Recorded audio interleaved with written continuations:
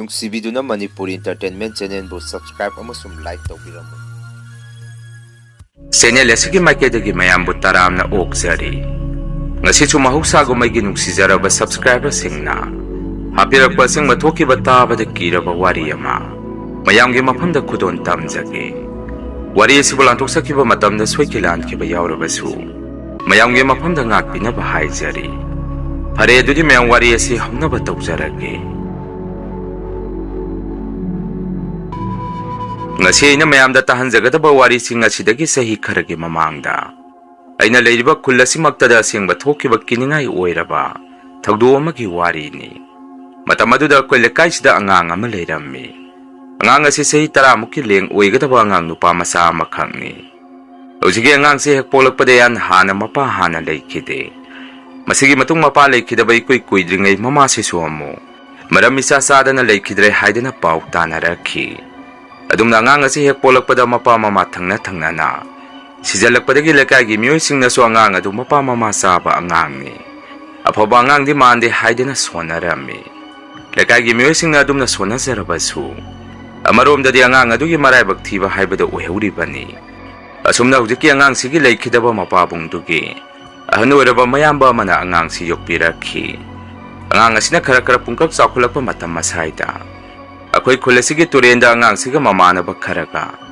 turenda irujaba iroiba tauringai pulapna turela sida kumthari basi angang mari ne hujiki angang siga paraga adubu angakpani angang mari mak turela sida irak narami laibak phabadi angang mari sina irak narakpa matamda turen mapala daida wa yalaga leiba ahlamana urakpadagi ahladuna haibetang maphamadaida turenda angang khara irak nare lauramaga ahladu angang sing adubu kannaba masu turel aduda sungtharami ising inaw tarakpagi nongchu kana chukhibagi matam aduda turel adusu ising su khara chawi maduna maram moiraga angang sing adu heklukhibaga turengi ising imay aduna angang sing adu sumsienduna purami ahal adu sumagi thokpa ngamnaba pambai ama sizinaduna angang sing adubu kannaba phanakkanna honazei ngayaki matungda dilekagi miyoi sing thu thongnarakduna oiramiba mataoduda mayamso pakhanabadagi turel aduda lekagi miyoi kharasu songthanarami kona thangda uchinachal ahal adugi mathakta mi kharasu yauksalakpadagi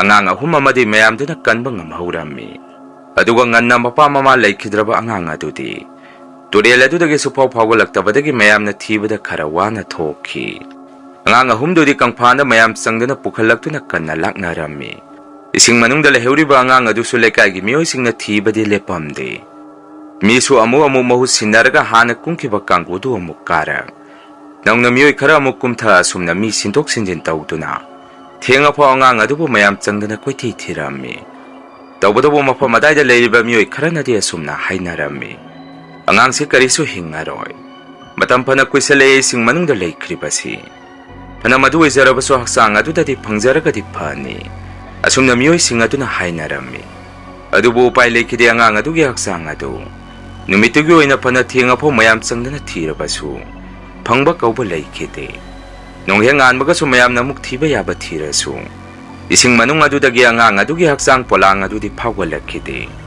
adumna angang aduna isingda takibagi matam aduda angang adubu yokpirakiba mapagi mayam badugi mamangda angang adugi thawaidu laami hai madusu akiba sakpham amada laktuna mapagi mayam baduda sumna hairami hai nakhoi mayam naibu phangnaba thibide aigi isung imanaba singna nakhoi ising dagi lakhatkhiba aina ising manungda thanamba makhoi humdo aina ising manungda amuk kauthagani haidana angang dubu yokpirakhiba mapagi mayamagi mamangduda yamna saungna angang aduna laktuna hairammi matam koina angang adusu isingda lukhibadagi thiba phangaktabadagi khunsigi ahal laman mayam ama wa tanarammi angang adugi haksangsu matam koisale thiba phangaktabasi masi tahoide aduna hujikti amaibi tanaraga angang adugi haksang do maikai kadomda leikrage haibasi khangtoknaba tausi hainarami adumna phirepto ahal laman singna lepaba matung angang adubu thibada mateng oinaba khungi miyoi singna maiba amaga maibi amaga kauruduna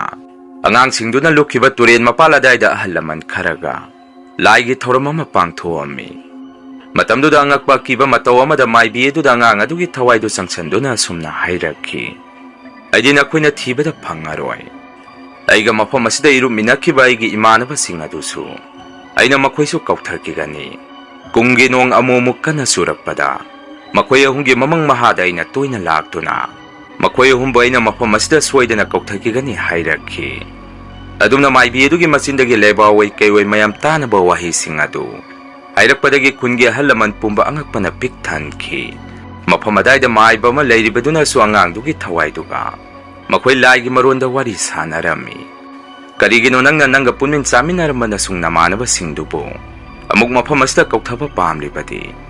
ꯅꯪꯒꯤ ꯍꯛꯆꯥꯡ ꯂꯩꯐꯝ ꯇꯥꯛꯎ, ꯅꯪꯒꯤ ꯃꯄꯣꯛ ꯑꯃ ꯄꯤꯒꯦ ꯍꯥꯏꯗꯅ ꯃꯥꯏꯕ ꯑꯗꯨꯅ ꯑꯉꯥꯡ ꯑꯗꯨꯒꯤ ꯊꯋꯥꯏꯗꯨꯒ ꯋꯥꯔꯤ ꯁꯥꯅꯔꯝꯃꯤ꯫ ꯃꯇꯝ ꯑꯗꯨꯗꯁꯨ ꯑꯉꯥꯡ ꯑꯗꯨꯒꯤ ꯊꯋꯥꯏꯗꯨꯅ ꯏꯔꯣꯟꯅꯨꯡꯗ ꯂꯨꯞꯇꯨꯅ ꯂꯩꯔꯤꯕ ꯊꯋꯥꯏ ꯌꯥꯎꯗ꯭ꯔꯕ ꯃꯥꯒꯤ ꯍꯛꯆꯥꯡ ꯄꯣꯂꯥꯡꯗꯨꯒꯤ ꯂꯩꯐꯝꯁꯤ ꯇꯥꯛꯊꯣꯛꯎ ꯌꯥꯔꯝꯗꯦ꯫ ꯃꯇꯧ ꯀꯌꯥꯗꯨꯗ ꯃꯥꯏꯕ ꯃꯥꯏꯕꯤꯁꯤꯡ ꯑꯗꯨꯅ ꯈꯨꯟꯒꯤ ꯑꯍꯜ ꯂꯃꯟꯁꯤꯡꯗ ꯑꯁꯨꯝꯅ ꯍꯥꯏꯔꯝꯃꯤ꯫ ꯂꯥꯏꯒꯤ ꯃꯔꯝꯗꯗꯤ ꯑꯉꯥꯡꯁꯤ ꯐꯪꯅꯤ ꯊꯥꯖꯗꯦ꯫ ꯑꯉꯥꯡꯁꯤꯒꯤ ꯊꯋꯥꯏꯃꯤꯁꯤ ꯀꯔꯤꯅꯣ ꯃꯩꯇꯧ ꯇꯧꯏ꯫ ꯃꯥꯒꯤ ꯍꯛꯆꯥꯡ ꯄꯣꯂꯥꯡ ꯂꯩꯐꯝ ꯇꯥꯛꯊꯣꯛꯎ ꯌꯥꯗꯦ꯫ ꯅꯈꯣꯏꯅ ꯆꯦꯛꯁꯤꯟꯒꯗꯕꯗꯤ ꯑꯃꯨꯛ ꯀꯨꯝꯒꯤ ꯅꯣꯡꯍꯧ ꯑꯀꯟꯕ ꯑꯃ ꯍꯦꯛ ꯂꯥꯛꯄꯒ ꯃꯐꯝ ꯖꯒꯥ ꯑꯁꯥꯏꯗ ꯇꯨꯔꯦꯜ ꯑꯁꯤꯗ ꯃꯤ ꯑꯃꯠꯇ ꯀꯨꯝꯍꯟꯒꯅꯨ꯫ ꯃꯔꯨꯑꯣꯏꯅ ꯅꯨꯃꯤꯠꯇꯨꯗ ꯌꯥꯎꯈꯤꯕ ꯑꯉꯥꯡ ꯑꯍꯨꯝꯗꯨ ꯅꯈꯣꯏꯅ ꯈꯔ ꯍꯦꯟꯅ ꯆꯦꯛꯁꯤꯜꯂꯨ꯫ ꯊꯤꯕ ꯈꯪꯗ꯭ꯔꯤꯕ ꯑꯉꯥꯡ ꯑꯁꯤꯒꯤ ꯊꯋꯥꯏꯁꯤꯅ ꯑꯉꯥꯡ ꯑꯍꯨꯝ ꯑꯗꯨꯁꯨ ꯃꯥꯒꯤ ꯃꯅꯥꯛꯇ ꯀꯧꯊꯈꯤꯒꯅꯤ ꯍꯥꯏꯔꯤ꯫ ꯐꯔꯦ ꯑꯗꯣ ꯊꯧꯗꯣꯛ ꯑꯗꯨꯃꯛ ꯃꯈꯥ ꯇꯥꯅ ꯊꯣꯔꯛꯇꯅꯕ ꯃꯐꯝ ꯑꯁꯤꯗ ꯂꯥꯏ ꯇꯤꯟꯕꯨꯗꯤ ꯈꯣꯏꯔꯝ ꯊꯣꯛꯄꯤꯔꯝꯃꯒꯦ, ꯑꯗꯨꯒ ꯑꯉꯥꯡ ꯑꯍꯨꯝꯗꯨꯒꯤꯁꯨ ꯂꯥꯏ ꯈꯨꯔꯝ ꯊꯣꯛꯈꯤꯗꯕ ꯌꯥꯈꯤꯔꯣꯏ꯫ ꯃꯌꯨꯝ ꯃꯌꯨꯝꯗ ꯆꯠꯇꯨꯅ ꯃꯈꯣꯏꯒꯤ ꯑꯍꯜ ꯂꯃꯟꯁꯤꯡꯗꯨꯒ ꯋꯥꯔꯤ ꯑꯃ ꯁꯥꯅꯗꯕ ꯌꯥꯔꯣꯏ ꯍꯥꯏꯔꯛꯈꯤ꯫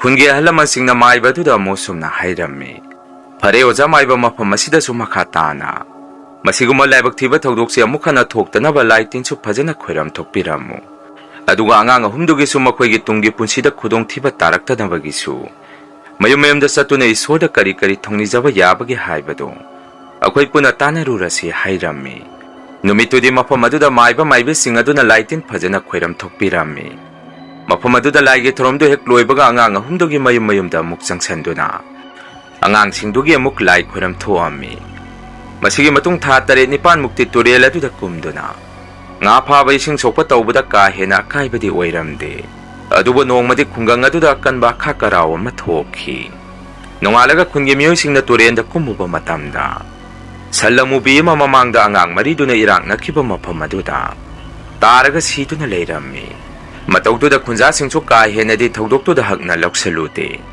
ꯑꯗꯨꯕꯨ ꯈꯨꯜ ꯑꯗꯨꯗ ꯂꯩꯕ ꯑꯍꯟ ꯈꯔꯅꯗꯤ ꯃꯐꯝ ꯖꯒꯥ ꯑꯗꯨꯗ ꯁꯟ ꯑꯗꯨꯅ ꯃꯔꯝ ꯃꯤꯆꯥ ꯆꯥꯗꯅ ꯇꯥꯁꯜꯂꯒ ꯁꯤꯗꯨꯅ ꯂꯩꯔꯝꯕꯗꯨꯗ ꯀꯔꯤꯒꯨꯝꯕ ꯈꯔ ꯆꯤꯡꯅꯕꯗꯒꯤ ꯃꯃꯥꯡꯗ ꯃꯐꯝ ꯑꯗꯨꯗ ꯂꯥꯏ ꯈꯨꯔꯝꯍꯟꯈꯤꯕ ꯃꯥꯏꯕ ꯃꯥꯏꯕꯤꯁꯤꯡ ꯑꯗꯨ ꯑꯃꯨꯛ ꯀꯧꯗꯨꯅ ꯌꯦꯡꯍꯜꯂꯝꯃꯤ꯫ ꯃꯇꯝ ꯑꯗꯨꯗꯗꯤ ꯃꯥꯏꯕ ꯃꯥꯏꯕꯤꯁꯤꯡ ꯑꯗꯨꯅ ꯈꯨꯟꯒꯤ ꯑꯍꯟꯁꯤꯡꯗ ꯑꯁꯨꯝꯅ ꯍꯥꯏꯔꯝꯃꯤ꯫ ꯃꯔꯝ ꯆꯥꯗꯦ ꯁꯟꯁꯤꯅ ꯇꯥꯔꯒ ꯁꯤꯗꯨꯅ ꯂꯩꯔꯝꯃꯤꯁꯤ꯫ ꯑꯩꯈꯣꯏꯅ ꯃꯃꯥꯡꯗꯁꯨ ꯍꯥꯏꯈ꯭ꯔꯤꯗꯨꯅꯤ ꯅꯈꯣꯏ ꯃꯐꯝ ꯖꯒꯥꯁꯤ ꯈꯔ ꯆꯦꯛꯁꯤꯜꯂꯨ ꯍꯥꯏꯗꯅ꯫ ꯃꯇꯝ ꯈꯔꯗꯤ ꯃꯐꯝ ꯑꯁꯣꯝꯗ ꯆꯪꯉꯨꯈꯤꯅꯨ, ꯈꯔ ꯀꯣꯏꯊꯣꯛ ꯀꯣꯏꯁꯤꯟ ꯇꯧꯔꯒ ꯇꯨꯔꯦꯟꯒꯤ ꯏꯁꯤꯡꯁꯤ ꯁꯤꯖꯤꯟꯅꯧ, ꯃꯐꯝ ꯖꯒꯥ ꯑꯁꯤꯃꯛꯇꯗꯗꯤ ꯃꯤ ꯑꯃꯠꯇ ꯆꯪꯍꯟꯅꯤꯡꯗꯦ ꯍꯥꯏꯔꯝꯃꯤ꯫ ꯃꯇꯧ ꯑꯁꯨꯝꯅ ꯑꯍꯜ ꯂꯃꯟꯁꯤꯡꯅ ꯈꯨꯟꯒꯤ ꯃꯤꯑꯣꯏꯁꯤꯡꯗ ꯃꯐꯝ ꯖꯒꯥꯗꯨꯗ ꯃꯇꯝ ꯈꯔ ꯆꯪꯉꯨꯈꯤꯅꯨ ꯍꯥꯏꯕꯗꯒꯤ ꯈꯨꯟꯖꯥꯁꯤꯡꯁꯨ ꯃꯇꯝ ꯈꯔꯒꯤ ꯑꯣꯏꯅ ꯃꯐꯝ ꯖꯒꯥ ꯑꯗꯥꯏꯗ ꯀꯅꯥꯁꯨ ꯆꯪꯉꯝꯗꯦ꯫ ꯑꯗꯨꯕꯨ ꯅꯣꯡꯃꯗꯤ ꯈꯨꯜ ꯑꯗꯨꯗ ꯂꯩꯕ ꯑꯍꯜ ꯑꯃꯅ ꯁꯟ ꯁꯦꯟꯕ ꯆꯠꯂꯨꯔꯒ ꯃꯌꯨꯝꯗ ꯍꯜꯂꯛꯄꯗ ꯅꯣꯡꯁꯨ ꯊꯤꯜꯂꯤ ꯆꯨꯊꯔꯛꯈꯤ꯫ ꯅꯨꯃꯤꯗꯥꯡ ꯋꯥꯏꯔꯝꯒꯤ ꯃꯝꯂꯤ ꯇꯧꯕ ꯃꯔꯛꯇꯨꯗ ꯇꯨꯔꯦꯟ ꯃꯄꯥꯟ ꯅꯞꯅ ꯑꯍꯜ ꯑꯗꯨꯅ ꯃꯥꯒꯤ ꯁꯟ ꯃꯌꯥꯝ ꯑꯗꯨ ꯁꯟ ꯁꯦꯟꯗꯨꯅ ꯂꯥꯛꯄꯗ ꯇꯨꯔꯦꯟ ꯃꯄꯥꯟ ꯃꯥꯏꯕ ꯃꯥꯏꯕꯤꯁꯤꯡꯅ ꯀꯨꯝꯃꯨꯈꯤꯅꯨ ꯍꯥꯏꯕ ꯖꯒꯥ ꯑꯗꯥꯏꯗ ꯑꯍꯜ ꯑꯗꯨꯅ ꯁꯨꯝ ꯃꯃꯥꯏꯗꯨ ꯑꯣꯟꯊꯣꯛꯇꯨꯅ ꯌꯦꯡꯉꯨꯕꯗ ꯇꯟꯖꯥ ꯑꯗꯨꯗ ꯑꯀꯟꯕ ꯅꯣꯡ ꯑꯃꯁꯨ ꯀꯟꯅ ꯈꯥꯛꯂꯛꯄꯒ ꯃꯐꯝ ꯖꯒꯥ ꯑꯗꯥꯏꯗ ꯂꯩꯈꯤꯗ꯭ꯔꯕ ꯑꯉꯥꯡ ꯑꯗꯨꯒꯤ ꯑꯁꯤꯕ ꯍꯛꯆꯥꯡ ꯑꯗꯨ ꯇꯥꯎꯈꯠꯂꯒ ꯂꯩꯔꯝꯕ ꯑꯍꯜ ꯑꯗꯨꯅ ꯎꯔꯛꯈꯤ꯫ ꯑꯍꯜ ꯑꯗꯨꯁꯨ ꯃꯁꯥꯗ ꯏꯉꯛ ꯉꯛꯅ ꯑꯉꯥꯡ ꯑꯗꯨꯒꯤ ꯑꯁꯤꯕ ꯍꯛꯆꯥꯡꯗꯨ ꯇꯥꯎꯈꯠꯂꯛꯑꯦ ꯍꯥꯏꯗꯅ ꯇꯨꯔꯦꯟ ꯃꯄꯥꯜ ꯑꯗꯨꯗ ꯀꯨꯝꯊꯒꯦ ꯍꯦꯛ ꯇꯧꯕꯗ ꯑꯍꯜ ꯑꯗꯨꯒꯤ ꯁꯟꯁꯤꯡ ꯑꯗꯨ ꯌꯥꯝꯅ ꯀꯟꯅ ꯈꯣꯡꯉꯛꯏ꯫ ꯁꯟꯁꯤꯡ ꯑꯗꯨꯅ ꯑꯗꯨꯝꯅ ꯑꯉꯛꯄ ꯑꯃꯒ ꯂꯣꯏꯅꯅ ꯈꯣꯡꯉꯛꯄꯗꯨꯗ ꯑꯍꯜ ꯑꯗꯨꯁꯨ ꯉꯥꯏꯍꯥꯛ ꯋꯥꯈꯜ ꯑꯃ ꯇꯧꯔꯝꯃꯤ꯫ ꯑꯩꯅ ꯉꯁꯤ ꯎꯔꯤꯕꯁꯤꯕꯨ ꯇꯧꯍꯣꯏꯔꯤꯕ꯭ꯔꯥꯅꯦ ꯉꯁꯤꯒꯤ ꯅꯨꯃꯤꯠꯁꯤ? ꯃꯑꯣꯡ ꯃꯩ ꯏꯇꯧ ꯇꯧꯏꯗ꯫ ꯑꯩ ꯏꯇꯣꯝꯗꯗꯤ ꯇꯨꯔꯦꯟ ꯃꯈꯥꯁꯤꯗꯗꯤ ꯀꯨꯝꯊꯔꯔꯣꯏꯒꯦ꯫ ꯈꯨꯜ ꯑꯁꯤꯒꯤ ꯅꯍꯥ ꯈꯔꯒ ꯃꯐꯝ ꯑꯁꯤꯗ ꯑꯃꯨꯛ ꯂꯥꯛꯃꯤꯟꯅꯔꯒꯦ꯫ ꯑꯁꯨꯝꯅ ꯑꯍꯜ ꯑꯗꯨꯅ ꯃꯥꯁꯨ ꯃꯁꯥꯗ ꯀꯔꯤꯒꯨꯝꯕ ꯈꯔ ꯆꯤꯡꯅꯔꯛꯄꯗꯒꯤ ꯃꯇꯦꯛ ꯑꯃ ꯇꯨꯔꯦꯟ ꯃꯄꯥꯟꯗ ꯀꯨꯝꯊꯔꯝꯕꯗꯨ ꯃꯃꯥꯏ ꯁꯠ ꯂꯥꯎꯅ ꯂꯩꯗꯨꯅ ꯑꯃꯨꯛ ꯃꯊꯛꯇ ꯄ꯭ꯔꯞ ꯀꯥꯈꯠꯂꯝꯃꯤ꯫ ꯑꯗꯨꯒ ꯑꯍꯜ ꯑꯗꯨꯅ ꯇꯨꯡ ꯂꯩꯊꯣꯛꯇꯨꯅ ꯃꯐꯝ ꯖꯒꯥ ꯑꯗꯣꯝꯗ ꯑꯃꯨꯛ ꯑꯣꯟꯊꯣꯛꯇꯨꯅ ꯌꯦꯡꯉꯛꯄꯗꯗꯤ ꯑꯉꯛꯄꯅꯤ, ꯍꯧꯖꯤꯛꯋꯥꯏꯗ ꯇꯨꯔꯦꯜ ꯑꯗꯥꯏꯗ ꯑꯍꯜ ꯑꯗꯨꯅ ꯎꯈꯤꯕ ꯑꯉꯥꯡ ꯑꯗꯨꯒꯤ ꯑꯁꯤꯕ ꯍꯛꯆꯥꯡ ꯑꯗꯨ ꯑꯃꯨꯛ ꯂꯩꯔꯝꯗꯦ꯫ ꯑꯍꯜ ꯑꯗꯨꯁꯨ ꯏꯉꯛ ꯉꯛꯅ ꯃꯁꯥꯗ ꯄꯥꯈꯠꯄ ꯃꯇꯧ ꯑꯃꯒ ꯃꯥꯒꯤ ꯁꯟꯁꯤꯡ ꯑꯗꯨ ꯑꯃꯨꯛ ꯈꯣꯏꯔꯒ ꯃꯌꯨꯝ ꯃꯥꯏꯀꯩ ꯇꯝꯅ ꯃꯥꯁꯨ ꯍꯥꯊꯨ ꯍꯥꯊꯨ ꯍꯜꯂꯛꯑꯝꯃꯤ꯫ Ahal aduna mayumda hek yaurokpagasu masa masusing aduda wafam adu tamduna khangalami. Masa masusing aduna su ahal adugi wafamdo thajabiramde. Masigi matung matang kharagi matungdadi angang ahum adugi mamang mahada. Laikhidraba angang adugi thawaido laktuna angang ahumda turen mapanda. Kumtharo haidana kauthokpa haurakhi. Adumna laikhidraba thawai aduna angang ahumdogi mamangda sumtoina tattana. Lakpadagi angang sing adusu kire haidana. Numidang khudingi kappa lauba haurakhi. Mapa mama singnasu kari taurake hangubada. Angang sing aduna sumna khumai. Turin mapanda khoiga tinaramba imanaba aduna yamna kina. Lao haidana khoibu kauri. Magi masakto ubada yamna kijai haidana angang sing aduna.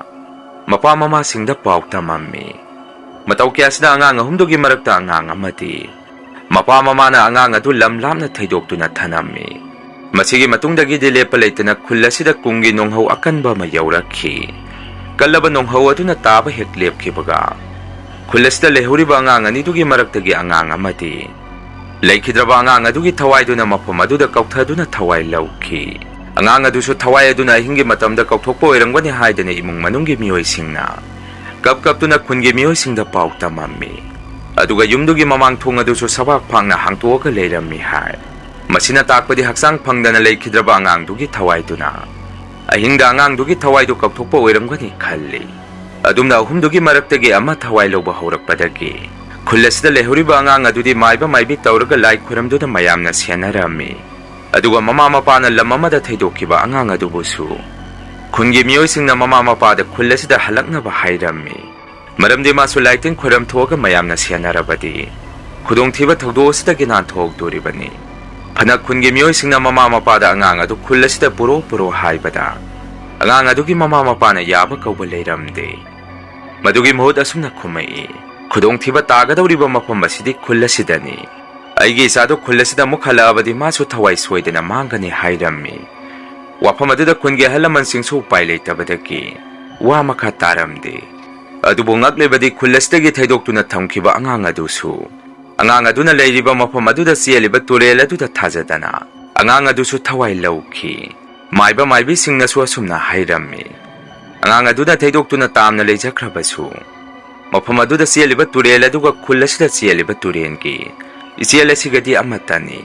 Hojikte lemhauriba angang asigi thawaisidadi akhoina kandaba yade haidana. Mayam changdana question senabadagi lemhauriba angang amakhaktugi thawaidudi.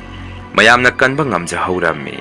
Tawbadabu matang kuinadi mayam changdana kalhauriba angang adugi mamang mahadadi. Laikhidraba angang ahumdugi thawaiduna nangsu lao haidana. Kauthokpadi lepamde. Maiba maibi kayana muk laikhidraba thawaising aduna. Manghada lakpadu phanaba lai khuram thokhibadagi. Tamna phakhi.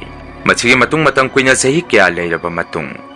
Nongmadi khuladuda leiba angang nupi masa amagi hakchangda.